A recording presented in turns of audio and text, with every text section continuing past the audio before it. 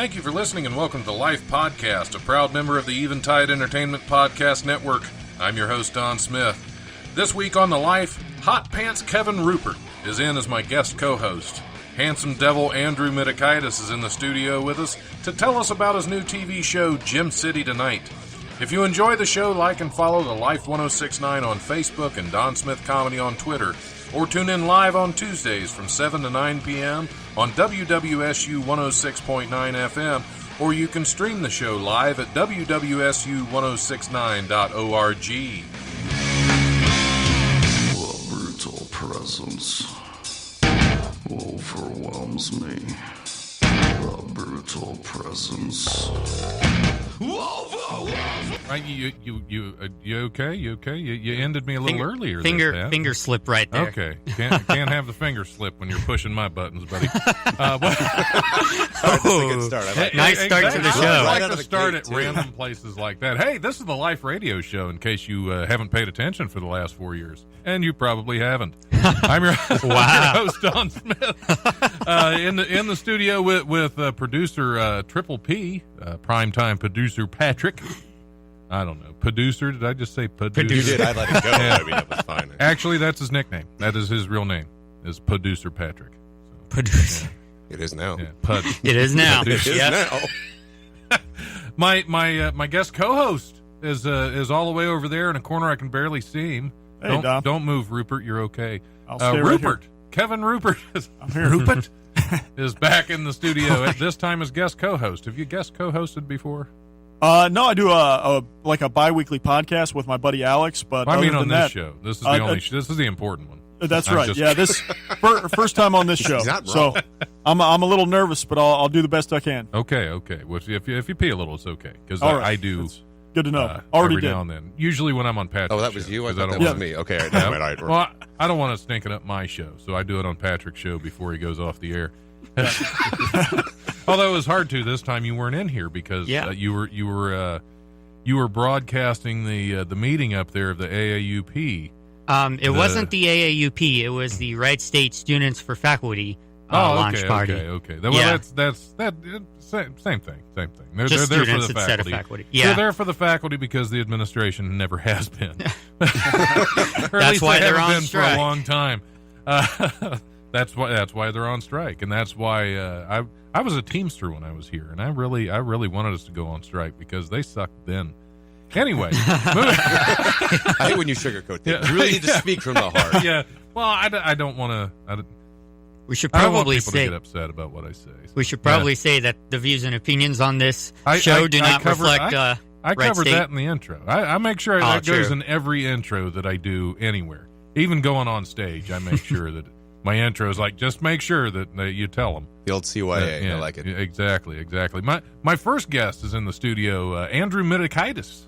How we doing? Did I pronounce it right that time? You did. Okay. Yeah. You didn't jump the meningitis Because- route, so thank you for that. Yeah, well, it's all Greek to me.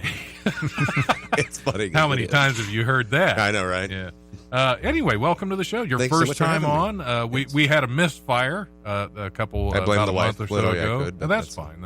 Yeah. Well, I blame the wife a lot too. Usually doesn't help. Never done me any good. Right. Absolutely. So, what do you do? Why are you here? What gives, man? Well, I've had this is how long is this show? Oh, we got time, Well, and we're blocking the door. From the inside. No, I was lucky enough to be born and raised here. Went to college, moved away. But I was double major in theater and music. I've been lucky enough to perform New York, D.C. So big money degree. I've been lucky to do a lot of stuff. Actually took classes here at the CAC in the theater program. Finished up in Virginia. Came back here about 2 years ago because the parents were still here. Drug the then fiance, now First wife. you blame the wife, now you're blaming the parents. It's. Can we Dr. Phil the hell out of this I'm thing? I mean, that's fine. I'm seeing a pattern here, if you don't mind me saying so. You're only a monster when That's pretty good, Dr. Phil. And then got a chance to get in some stuff here. Starting doing stand up at Your Fine Place. Oh yeah, And then you can say it. It's Wiley's. It's Wiley's. You can say it. and now as of anytime it gets mentioned, I'm good with that. So. It's fine. It's going to be in the intro for my new TV show. Perfect. So yeah, we're doing a late night show called Gem City Tonight. So imagine that Leno, Letterman, Fallon kind of feel. We have 2 guests. Actually, to call them out right now, that guy Don is going to be my first guest on my first episode. I'm excited. Do I have to do like any stand up? Do I have to? We might have a game or two. We might have a game or two. So be prepared. I'm always prepared for games. I'm not even prepared for this show, honestly. But that's my 30-second spiel. So how I got to sit in your chair. Okay. Well, I appreciate you coming in. So tell me a little bit. You mentioned before we went on the air, you were mentioning to Rupert some of the things you had done. Yes, they and things that we can talk about on the air. We don't want to go into that part of your acting career. Hey, you know what? $20 is $20, and we all got to pay the bill sometimes. I'm not judging. I'm just saying there's only so much. Have you seen this hair? Talk It can about. get me places. I'm just throwing that out. I understand. I mean, I want to give you $20 right now. Just I'm just sitting here. That's the best part. You're a handsome dude. Go ahead. I paid him to say that. I think he might be drinking, actually. No, I've been lucky enough to do, I was Shakespeareanly trained. So awesome. I am very nerdy. I do have 2 Shakespeare tattoos on me. But I was lucky enough to do a lot of voiceover work, radio work. Done some movie trailers. A lot of voiceover in Shakespeare, is it? Audiobooks. Oh, okay. It's a real parchment turner, let me tell you. Yeah. But you name the gamut, I've pretty much done it. Commercials. I had a TV show, like a food and wine kind of TV show in Virginia Beach. I got to perform a lot, did a couple national tours. I got lucky. So you've been all over the place. Yeah, that's awesome. Right place, right time, and did right state. No. Cut the. Oh, hey, I cut my hackles here, just like a lot of people. So, but I was lucky enough to perform with some great people and fall into the right situation. Awesome. So, what brought the TV show on? How did you get lucky enough to get that one going? I looked up. As I moved back here and was getting more established, and I really wanted to miss being in front of the camera. I thought something Dayton doesn't have. There's a late night show, and I Googled it, and I guess it ended in 2016. It was the Rob Dennis show. Okay. And it was on for, I think, about 8 years, and he did a great job with it, won a bunch of awards. It was quality programming, and it just ended in the beginning of 2016. I had no idea why. Well, he died. Oh. He passed away. That would end the show. I keep hoping to end this one that way. That's it. He passed away. It's called The Life. It just keeps going.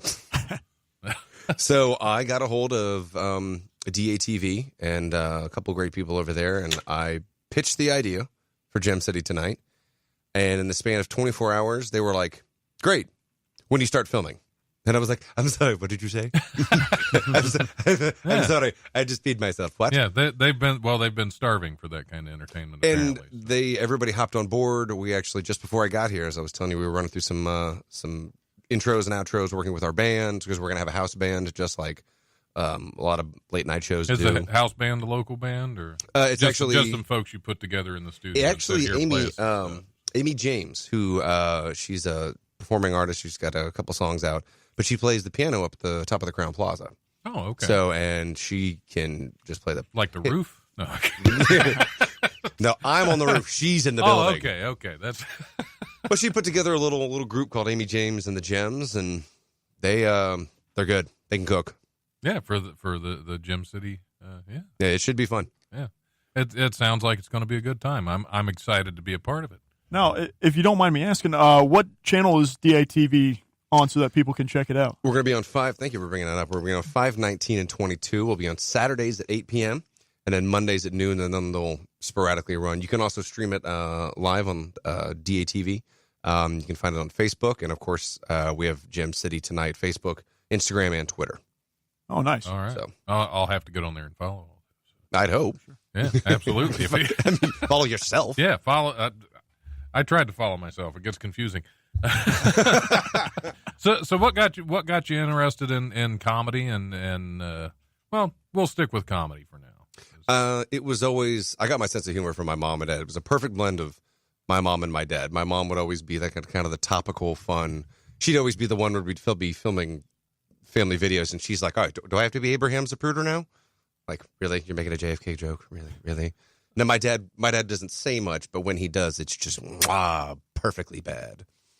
That's always fun. So the mixture of the two, and I, like Kevin, right? Yep. Started doing stand-up in New York. So that's when I first kind of got up there. And New York City. it was definitely silent. There were more booze at my first wedding.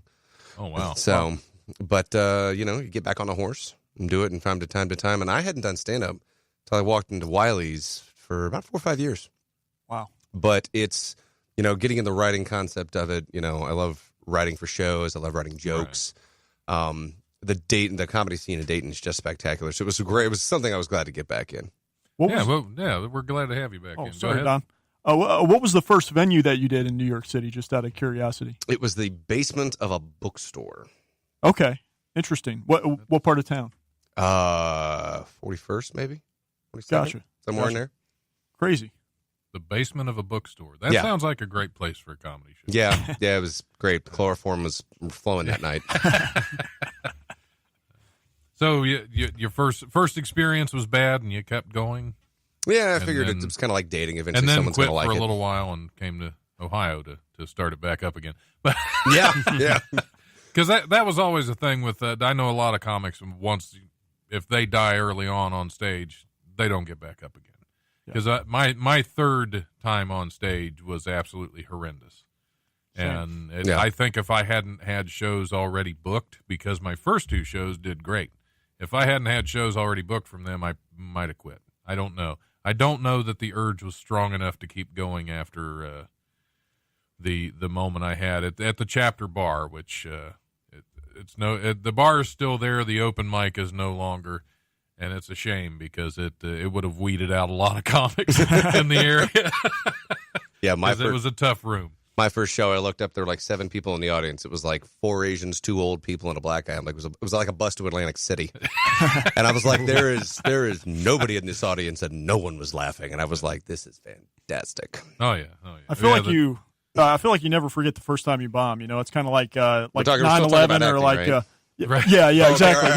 No, switch gears. Yeah. Wow. No, it's like one of those like major national events where you always remember where you were, exactly what you felt like. I feel like the first time you bomb is kind of like that.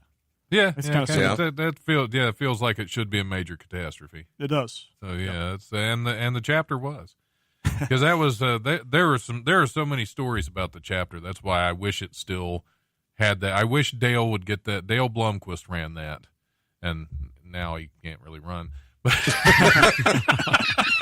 He rocks. Yeah, coincidentally, he also rolls. Yeah, he rolls mostly. But I wish he would get back.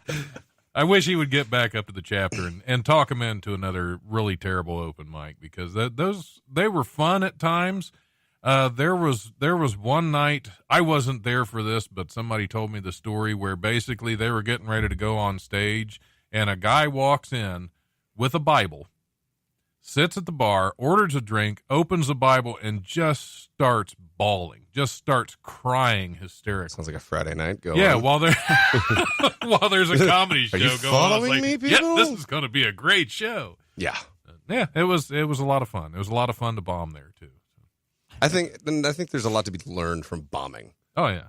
Timing, leading an audience, and you like getting the thick skin just makes it a little bit easier. Yeah, that's very important to get out of the way because you have 2 good shows to start off with, and you think you're invincible, and then once you go down, it's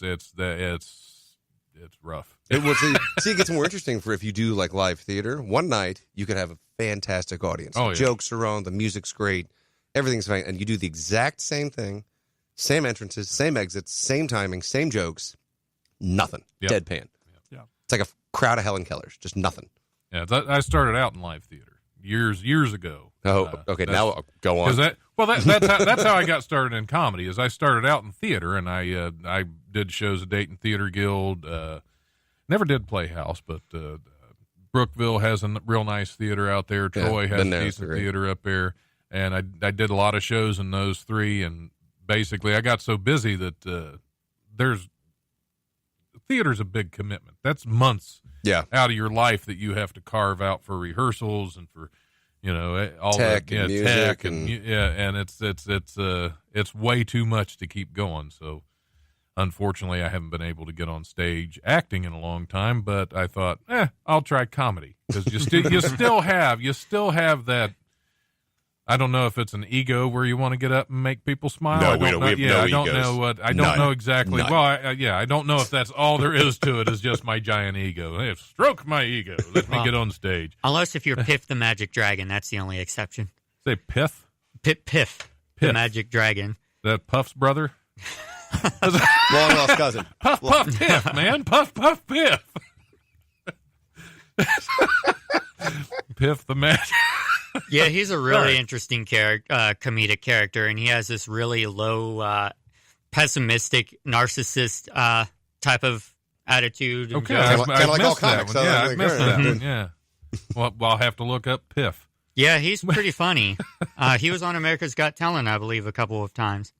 Oh, okay. And I missed that show too. So It was interesting as I learned to do comedy, and I think every comic has that, because you learn to do stand up. You find people that you like, kind of want to emulate, and kind of like the type, your one liners, your jab jokes, I'm very much a storyteller, David Tell, Patton Oswalt, Lewis Black, people who kind of weave a yarn. Is that what I'm saying? Spinning Yeah, yarn? yeah. Spinning yarn. Thank you. Yeah. Sorry, I had a small stroke there. I'm Yeah, back now. darn some socks, whatever they're doing. And we're back with sports and weather. But yeah, find a way to mold it afterwards. But I mean, if you look at some of the greats that have done so much between, like, Rodney Dangerfield off the top of my head. Even Bob Hope in his specials, it was just so on point, and the jokes and the timing was perfect. So yeah, those. That's why they're the greats. yeah, Because Rodney Dangerfield to me was just brilliant. yes, He had so many, and he could just fire them off like it was nothing. yep. And I have a lot of respect for comedians that can do one-liners, because I won't say that I can't. I've never done a whole set of one-liners. I've thrown some out here and there. Right. In fact, some people have told me I should throw all of them out. Just start over. But no, I do more storytelling. Yeah.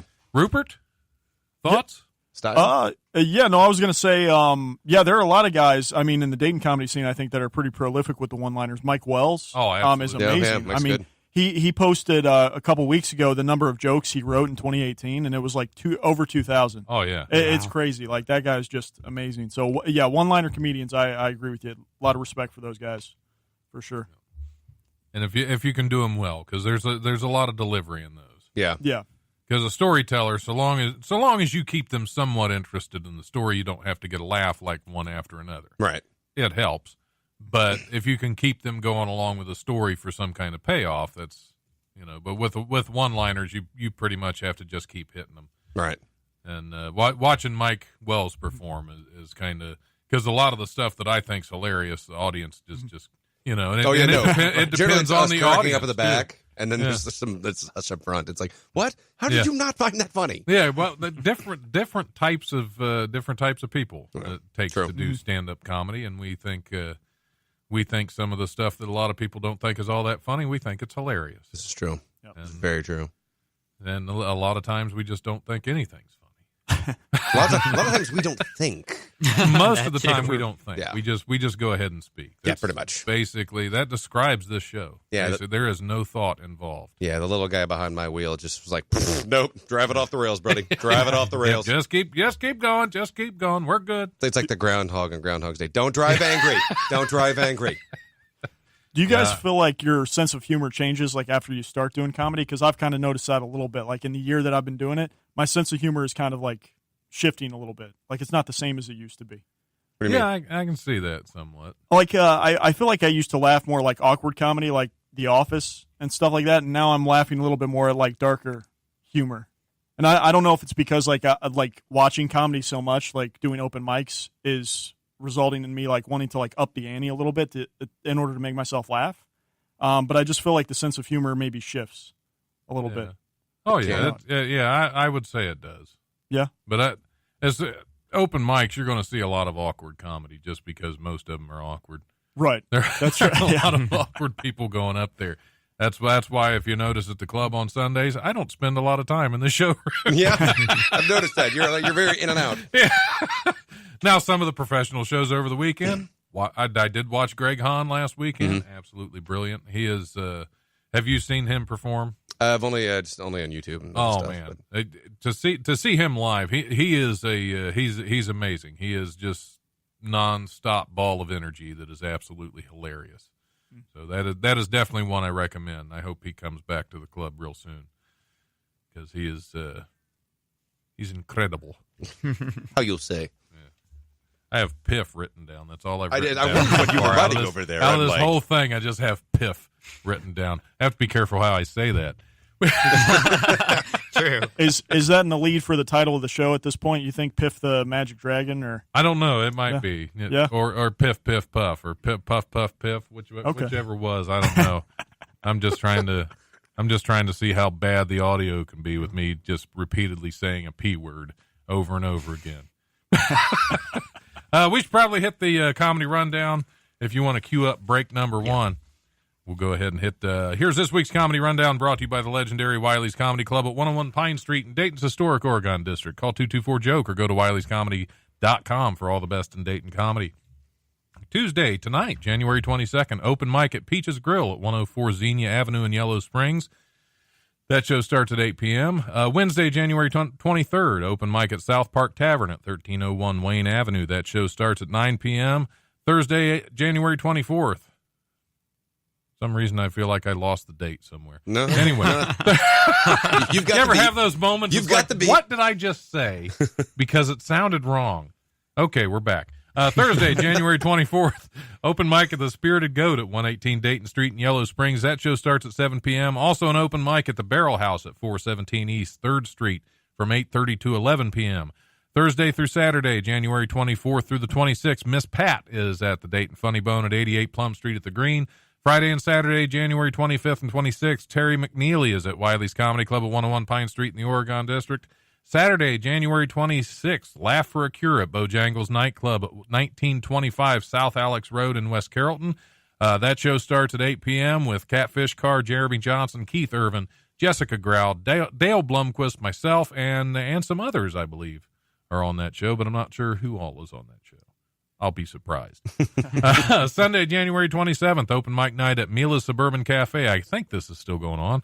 At 606 Taywood Road in Englewood. Sign-ups start at 3 p.m. if you call 937-832-2200. That show starts at 7 p.m.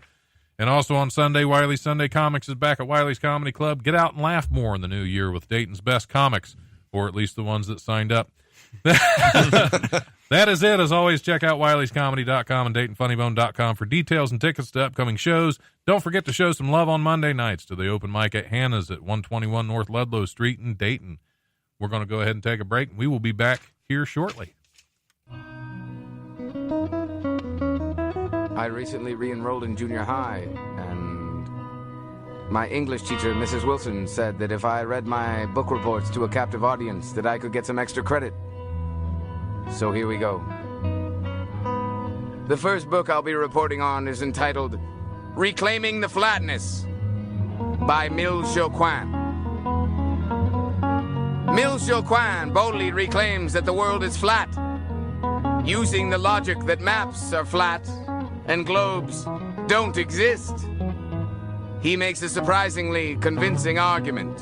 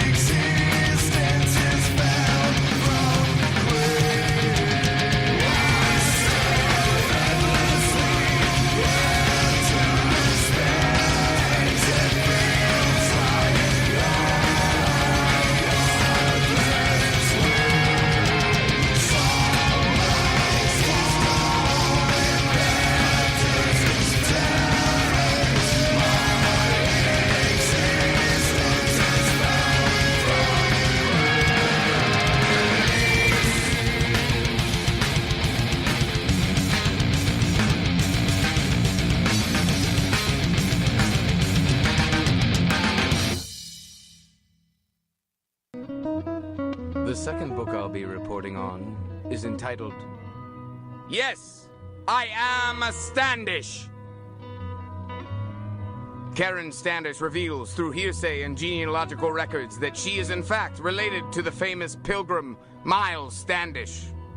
Quote, I refute all naysayers as my book casts a blinding light on the truth. Today, with unshakable confidence, I can truly say that yes, I am a Standish.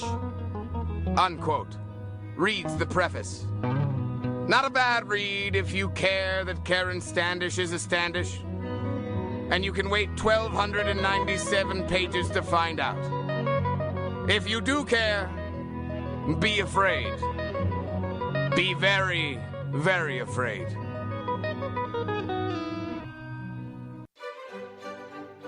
Hello there. My name is Wallace J. Crumplebottom, and when it's early in the morning, there's nothing that gets me ready for a long day of bean counting quite like a good breakfast. And there's no better breakfast than a brand new episode of The Breakfast Lads. Take it from me, I'm British, so I must know what I'm talking about. Tune in every Wednesday at 8 a.m. for a brand new episode of The Breakfast Lads, brought to you by Eventide Entertainment. All right, you didn't point. You didn't do you did all the hand signals, but you didn't point, Patrick. We're gonna have to work on that. There's too many people in here to point at. Okay, you were afraid you would flip somebody off. Work on your fingering. Yeah, I used the wrong finger. Yeah, work on your fingering, Patrick. I was right there. I couldn't leave it alone. I couldn't.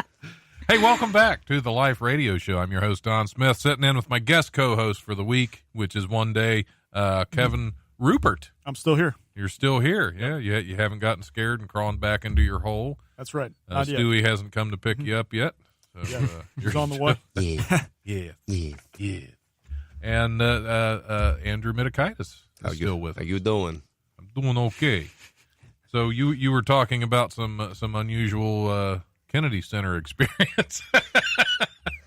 It was interesting. Actually, the one that I was telling Kevin about one. I was doing one in college, and we're doing the as an actor, it's the one play you can't say. It's the Scottish play you can't say. Right.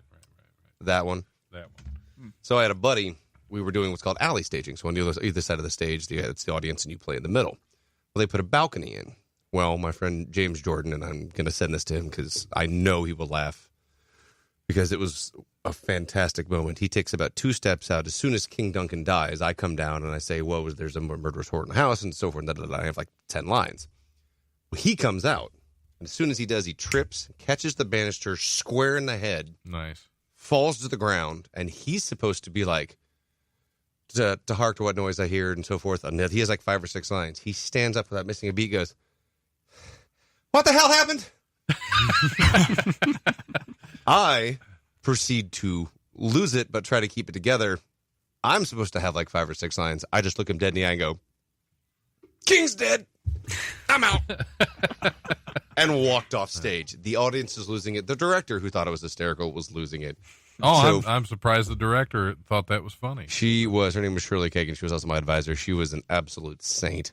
And she was like, I think she was in the balcony drinking wine. So I think she was fine with it anyway. So, but no, it's the beauty of live theater.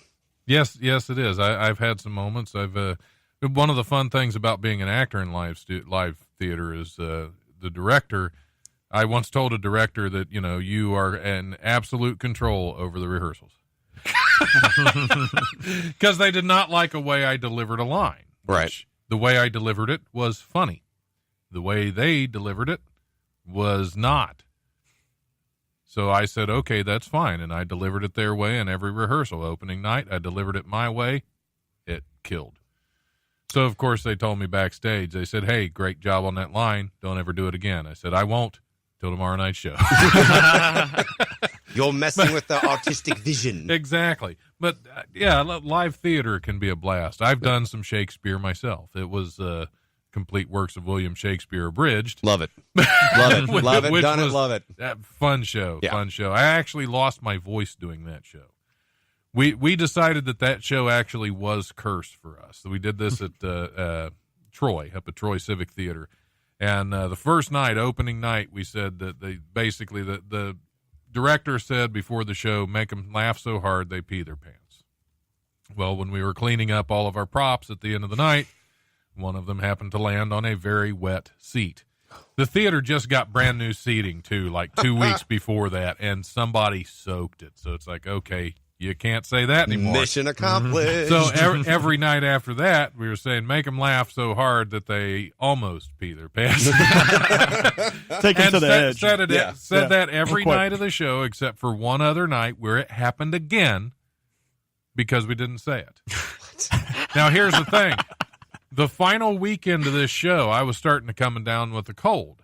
And the Saturday night show went okay, but I was really hoarse, and I was joking about losing my voice. No, why anger the thing? High top of whatever. What are you doing? I came in for a matinee show Sunday, nothing. I had nothing. I could squeak. That was about it.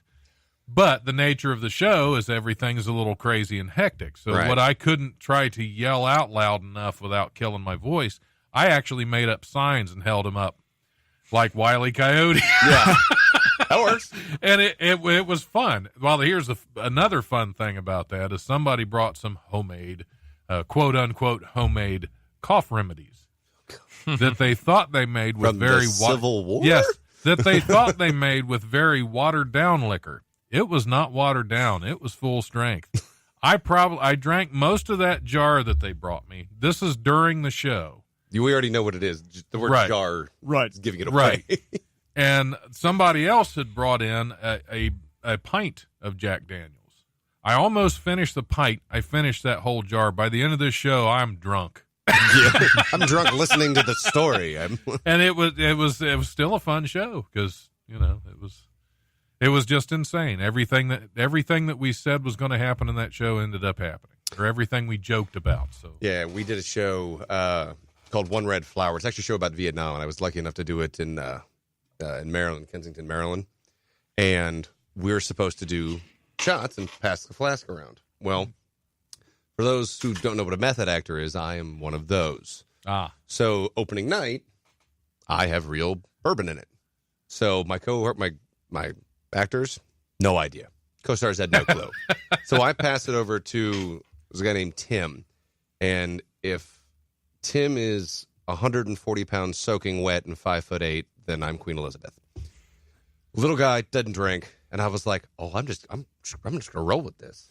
Sure be enough, I took a pull of it, hand it over to Timmy. He takes it and he just gets. And I was like, "You right, kid? No, all right." And I say his line because he can't talk, and then we just keep moving. And the director's like in the back, like, "What the?" I was like, "Yeah, that was me. I did that. You're welcome. Yep, I brought the real stuff. You're We're welcome." Good.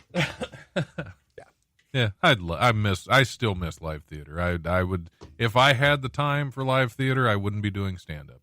I would much prefer theater. we have so much great talent in this, in terms of directing and even stage direction and oh yeah, actors and musicians. It's. Have you done any of the theater locally? I've done Playhouse at a Christmas Carol. Playhouse, I actually just did Foxfire at Brookville. Oh, okay. I actually got to work with Zoot Puppet Theater. We did Moby Dick. That was many moons ago. God, it was so much. I don't think you can say that on the air. What? It's a name. Just I think kidding. you have to say Moby Penis when you refer to that. Moby phallic members. Moby Weiner. It is a white whale. I like that That's one. the name of the episode. I like that. Moby Weiner. Moby Wiener. Just past Piff. Just passed up Do you, Piff. so do you get 2 Moby Wieners for $1? I can't divulge that information. Should we hit some news? Should we hit a few news stories? Let's do it. All right. Let's see where we are. The stiff arm of the law is taking a whole new meaning in Texas. According to Williamson County Sheriff Robert Chody. You really? Chody. Okay. Yes. All right. Hey, that's Go his on. name. Don't wear it out. You had me hello. According to Williamson County Sheriff Robert Chody, he's pairing deputies with cardboard cutouts of officers to deter motorists from speeding. He says it's a creative way to solve a problem without really working the problem. There Sounds you go. like a okay. Yeah. When you're going 20, 30 miles per hour and you see a silhouette, you're immediately braking, slowing down. While the cardboard deputies won't be filling any quotas, they do appear to be deterring speeders. Chody, You can't get through it. I can't get through that name. Chody told KTBC TV, he recently tested them in school zones with real deputies stationed nearby. He said, "We didn't catch one speeder. All these people were braking before they got to the cutout or as they were approaching the cutout." So apparently we are replacing the police force with cheap cardboard cutouts. Interesting. And I think that's fantastic. Didn't Kevin from Home Alone do this already? Maybe that's where they got the idea. We're just harkening back to 94? I think so. I think Is that so. what it is? Okay. And it's all this Chody's idea now. No, Oh, Chody. Oh, Deputy Chody. Sheriff. Oh, Sheriff. Chody. Yeah, Bob Chody. But, oh, God. Right. I'm out. Yep, I knew we were going to lose him eventually, Rupert. I hope the TSA doesn't get wind of this because they may think this is a good way to address the whole government shutdown thing. Yeah, Just there have you go. Cardboard cutout TSA people at the airport. How does the TSA operate during a government shutdown? They Who's going to put their really fingers? don't. Yeah. There's only like one of them. And they're like, yep, no, you're good. Go again. Go. You're fine. Go ahead. All right. See, yeah, I never thought of the TSA involved in that. Yeah, you actually have to I hope pat they yourself don't, down and buy your drink. I hope they don't use cardboard cutouts because that's going to lead to paper cuts when they're doing the cavity doing the pat down. Why are there only 4 fingers left? It's a cart. Yeah. Hold on. Wait a minute. I'll get that back for you. It's just a diver's watch. A man who was banned from Royal Caribbean cruises after jumping into the ocean from his 11th floor balcony hopes his actions don't inspire others. Last week, 27-year-old Nick Nadev of Vancouver, Washington, posted a video on Instagram showing him taking one small leap for a man and one giant jump of stupidity. He plummeted 100. Yep, he plummeted 100 feet into shark-infested waters because he's brilliant. Amazingly, he wasn't seriously injured, but he said he could, quote, barely walk for 3 days afterward. That was the shark that was stuck. Yeah, that was the fin. Yeah, that was a dorsal fin where it shouldn't be. The main damage was financial. Nadev and his friends were kicked off the cruise in the Bahamas, and he had to shell out $200 for a plane ticket home from Nassau. Nothing was really going through my mind, he said. I'm like, I got to do this. And just 2 seconds later, I just jumped and didn't really think it through, he admitted. Not surprisingly, alcohol may have been involved. I was like, nothing's going through his mind. What's going through his veins? Right. Totally different. Right. And totally different. Yeah, but we know what the dorsal fin went through. Nobody needs to go through that. Nobody. Yeah, you got it. Well, it's all about sticking the landing. That's really. I mean, really what it is. Did the Russian judge give him a 10 at least? I would think so. I'd hope think so. But the Russian judge did, but it was actually somebody else's card that he used because he hacked in. And I teed it up. I was like, he hacked the vote. The Russian judge gave him a 10 on the American scorecard. It was good. It was good. Yep. Stuck the landing. Tremendous. It was tremendous. It was amazing. And then we got burgers. Yeah, we got birders. Hamburgers, wasn't it? Yeah. Did you actually see the Clemson athlete? They put it on Twitter, and he's going through the line picking up Wendy's cheeseburgers. He's like, I thought they were kidding. and keeps going, and the guy's like, no, this is real. This is happening. Yeah, this is you would have thought they would have had White Castle. It's the White House. Well, they would have the had White Castle. Right? Yeah. Think of that. That makes total sense to me. Exactly. I guess they didn't want all those athletes clogging up their toilets, so they didn't feed them White Castle. We have people walking backwards past the window, so I don't know if that's trying to get attention. But hey, is it Moonwalk Good on Tuesday? you. I knew it was Moonwalk. I saw them riding a chair a couple of times. Like, oh, literally okay. Is it the same riding ones on just the going chair. back and forth? They're just trying I to think distract so. us, and they did. They There we distracted me. Yeah, That's now for sure. now they are a subject on the Life Radio show, and not everybody gets to. Everybody gets to. Okay, Gonna have to get let's see. Moby Weiner to go after them. Oh, here we go. I smell a whale, Starbuck. A new study published in the Irish Medical Journal. The Irish Medical Journal. The fact that you slurred on journals. Yeah, well, it's the The Irish Medical Journal, yeah. Ah, the Irish Medical Journal. Well, if you already did it.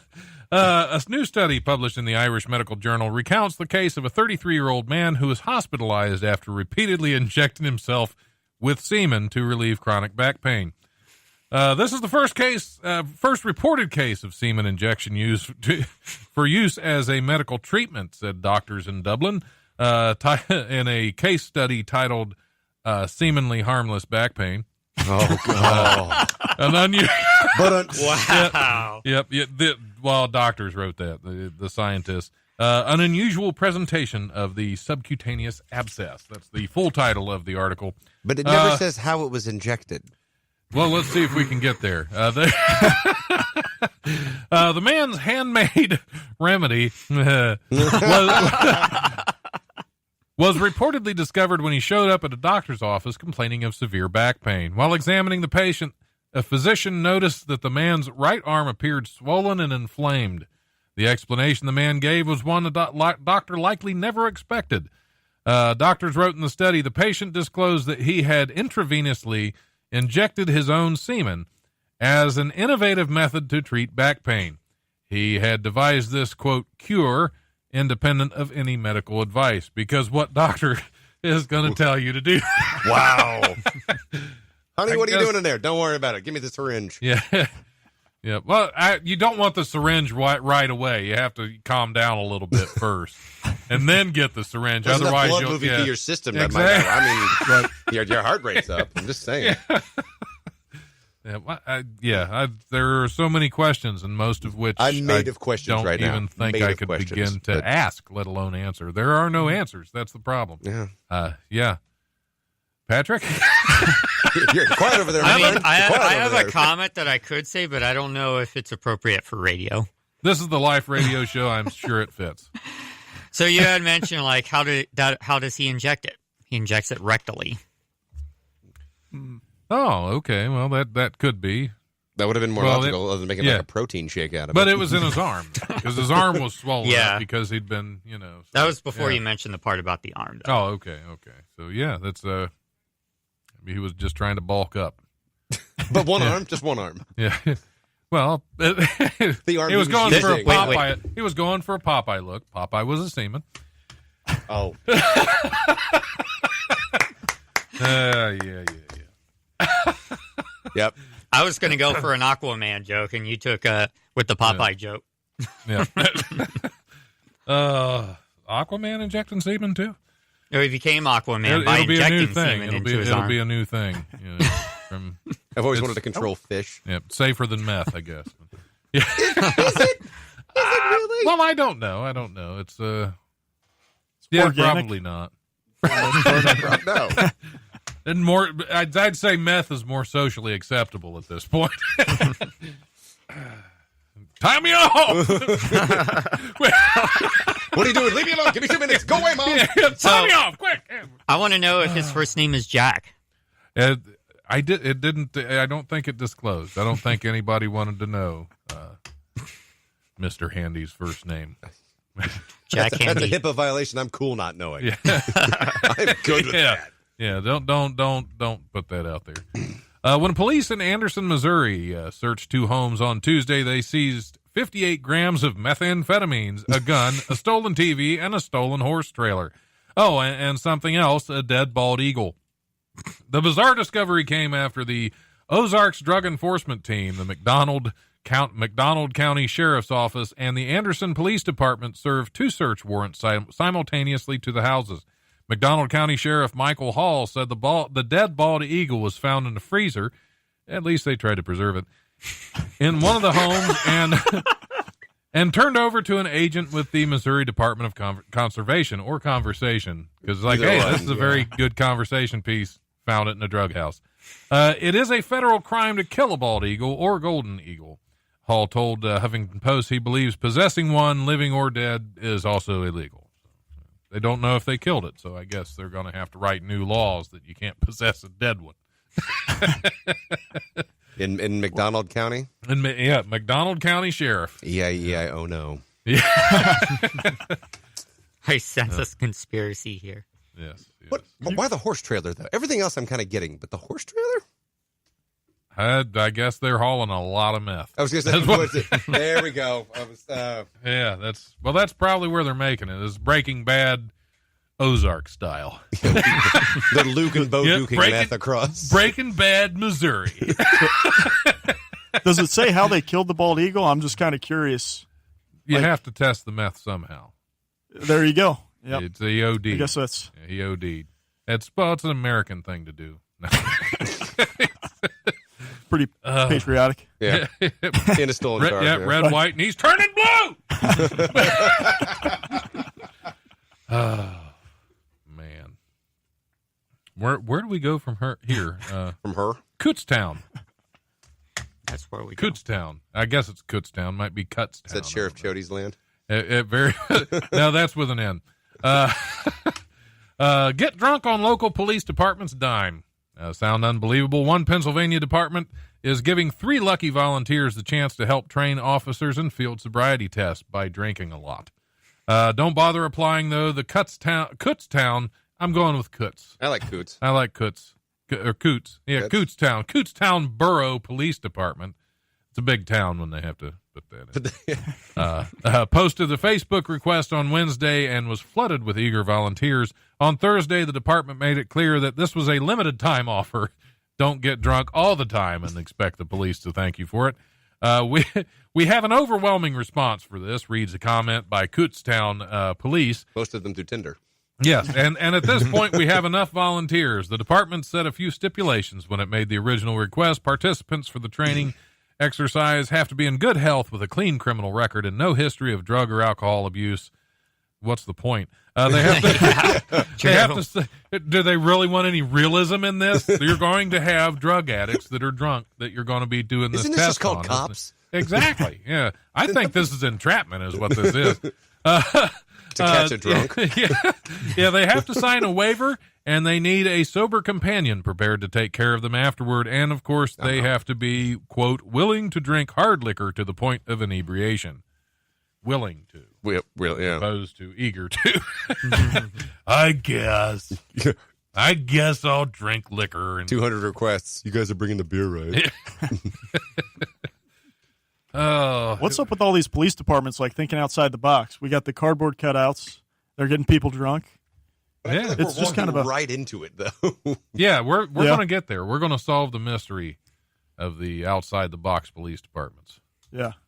We'll figure it out. It's always in counties and boroughs and cities and towns you'd never heard of. Or wouldn't drive through, through, probably. That is true. Yeah, you or wouldn't remember that you drove through anyway.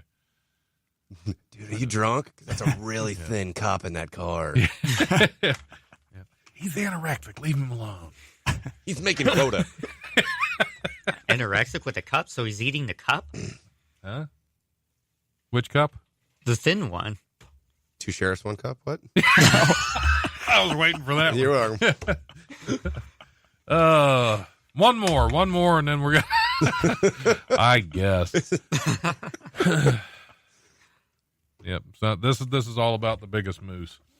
Canadian city is taking on a Norwegian city in a battle for the ultimate bragging rights, the world's tallest moose statue, because we have to. America. Yeah, Canadian. Oh, it's Canada. I missed that. Canada. Well, then never mind. Mayor Fraser Tolmie of Moose Jaw, Saskatchewan, said his own statue, Mac the Moose, held the record for 31 years until it was taken in 2015 by a silvery statue erected between Oslo and Trondheim. At Moose Ball, actually. Yes. Moose Jaw and Moose Ball. Jaw and Moose Ball. You know? Yeah. Actually, moose ball and moose chin. I thought it was knuckle. Is it knuckle? What are we doing? I'm confused.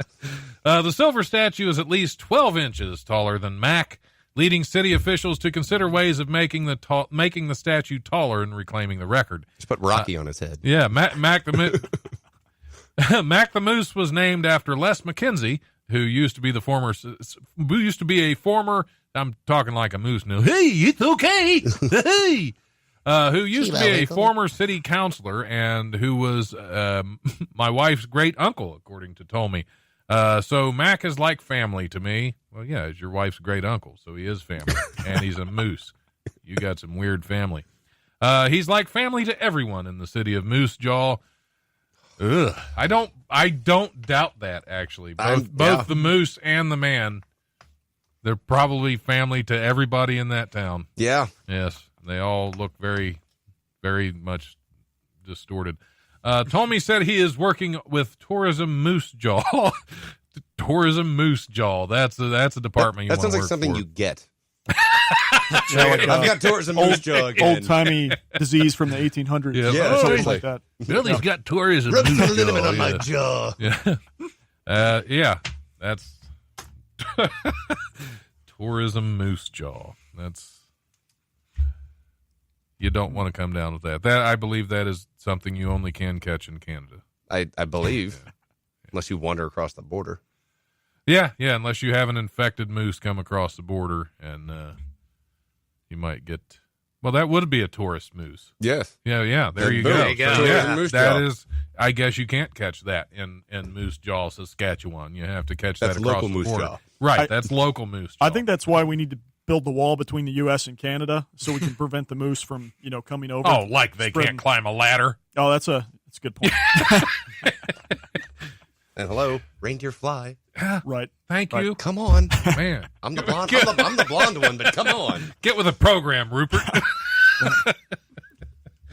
Well, we got about a minute and 15 seconds left. Do you have anything you want to anything else you want to plug? You want to catch Tourism Moose Jaw? Did you just give me the finger? Is he Don't- doing that over? I'm don't just pay giving I'm giving attention. the top of the fingers. This over clock, here. this clock is wrong. Use that clock. That's the only clock I care about. No, We it's go gonna- over anyway. It'll be all right. No, it's going to promote it like Wiley's on Sunday for the open mic. I will be your host. Yeah, I'll be doing- always a good show. Always a good show. Even, Love it. Even some of the bad comics are fun for us. Well, the thing that I love is, and not to plug Wiley's again and again and No, again. please, but, please. It's the camaraderie in the room. No one's going to boo you off stage if you get up there and That's freeze. true, that's no one's. true, It's you can't get up there and feel like you're going to bomb because we will cheer you on. We will work with you. And I think like the second time I was ever there, a kid got up, got 2 words into a joke, and tried to walk off stage. And we're like, no, come on back. You got this. You got this. And it's such a great place to be. So it's an honor to host any chance I get. Yeah, well, I mean, because getting up there is a scary thing. Yeah. It's terrifying, especially the first time. You get somebody up there first time, and that's why Wiley's is such a great room for it. Yeah, because it's a very welcoming room, and even the audience. I mean, they're a very friendly, forgiving audience most of the time. I think those are the giant bowls of liquor you're pushing. But well, yeah, that's the whole point. I'm weren't for- saying because I drink them. That's If why it I weren't know. for giant bowls of liquor, there would be no comedy. That's Touche. Rupert, I know you're coming back for the next hour, but is there anything Yep. you want to plug this hour? 'Cause Just- I know we have a show coming up. Yeah, Barrel. Barrel of Laughs coming up on February 7th, 8:30 p.m. A lot of great comics. Don, you're going to be there. We got Karen Jaffe, Dan Dean, Dre Clark, a bunch of other really good comics. So, come on out to the Barrel. It's in Springboro. This is our 3rd one that we've done, and we usually have a pretty good turnout, so it should be a great show. All right. Well, Andrew, thanks a lot for coming on. Andrew Midakaitis. Yes, I thank just you so wanted much. to say. I just wanted to say it one more time since I learned how. I'm impressed. I'm impressed. No, thanks so much for having me. And I look forward to being on Gem City tonight. Gem City tonight. tonight. Yep. Like I said, we're going to be filming next week. It premieres Saturday, February 9th at 8:00, and then Mondays at noon. And we're always looking for people to come on the show, people to be in the audience because we're going to have a live audience. So it's, Oh, really? Oh, yeah. Cool. We're going to have That'll about be 20, 30 people. Oh, yeah. We're going to pack the place, and I know a lot of... Are you going to get them drunk? I legally can't say I can, but if Okay. you show up happy, I won't stop you. All right. That's all the encouragement you need right So, there. yeah. It's a That's shame gonna be- you're not doing it in Cootstown and can participate in that study while doing the show. Yeah. Well, then they had me on dash cam anyway. I'll be on camera anyway. Well, yeah, there you go. There you go. That's how you catch moose jaw. All right. Well, thanks for coming on. We're going to go ahead and take a little break. Patrick, play us off, Patrick. All right. We'll be back shortly.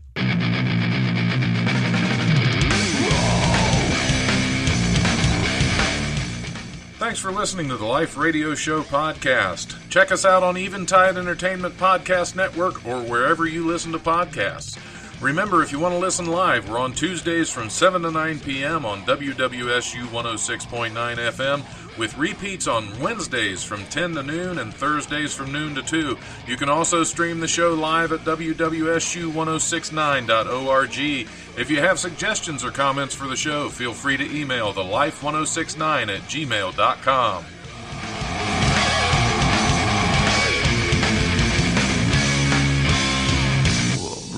Presence overwhelms me. The brutal presence. By the end of this show, I'm drunk.